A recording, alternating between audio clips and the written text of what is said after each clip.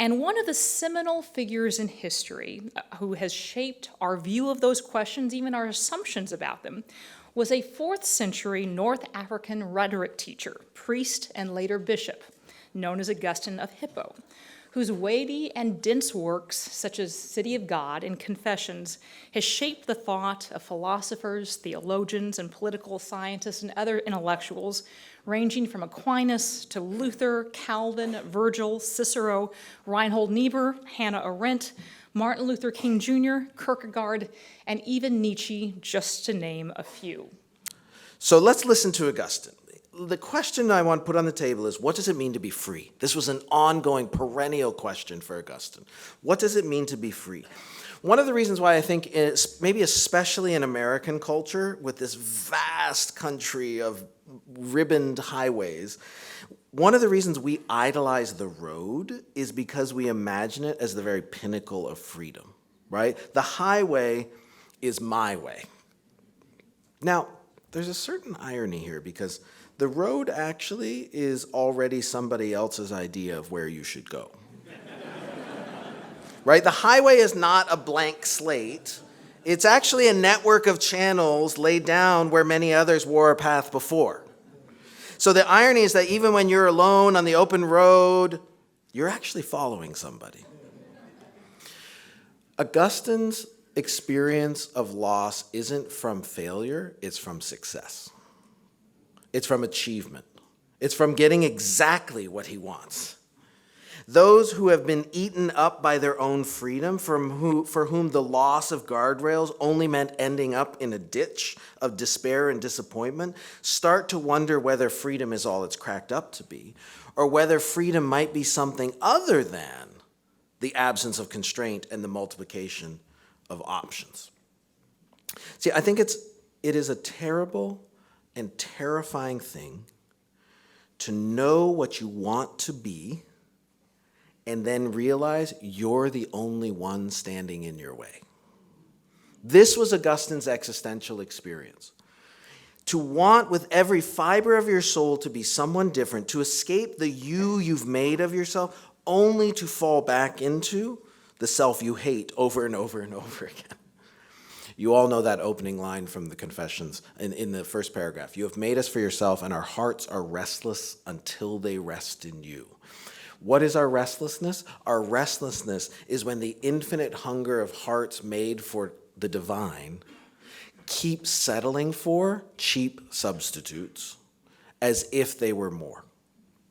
At the end of Augustine's wandering road, he found a father waiting for him after he ran away. And he recalls this, saying to that father, "You alone are always present, even to those who have taken themselves far from you, after traveling many rough paths. And you gently wipe away their tears, and they weep yet more and rejoice through their tears. Where was I when I was seeking for you? You were there before me, but I had departed from myself. I could not even find myself, much less you." Augustine understands our impulse to find ourselves.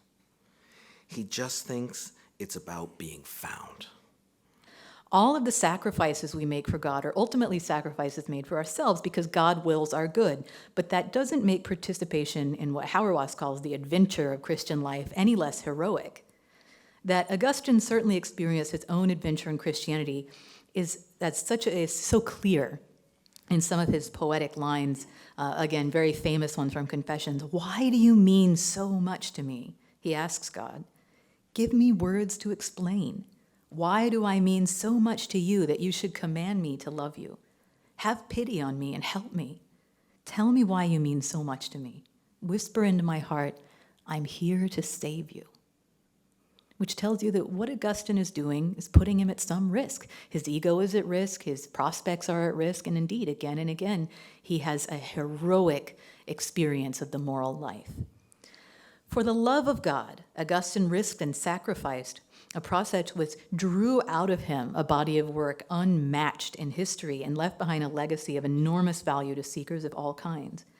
For today's young searchers, Augustine's story demonstrates that there is real heroism in living the moral life, that there is indeed much left to fight for, and a beauty awaiting them ever ancient and ever new.